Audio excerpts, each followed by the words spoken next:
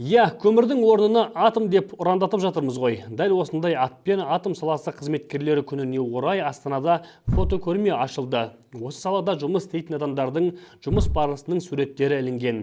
Оның ішінде ұлттық ядролық орталық, МАЭК, ядролық физика институты, Қазатомпром бар. Негізі Қазақстанда жиыны 17 мың адам атом өнеркәсібінің айналасында жүр.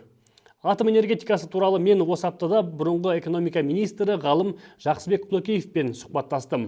2000 жылдары АЭС салуға ашық қарсы болған шенеуніктің бірі осы Құлекеев. Неге қарсы болдыңыз? Қазір ойыңыз өзгерді ме? Оған не себеп деп сұрадым.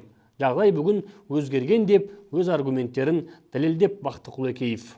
Былай дейді Жақсыбек ағамыз. 2000 жылдары жаңа айтып отырмын ғой, мен экономика министрі болып жүрген кезде біз бұл сұрақты үкіметтің талқылауына түсірдік. Сөйтіп Қазақстанда атом электростанциясын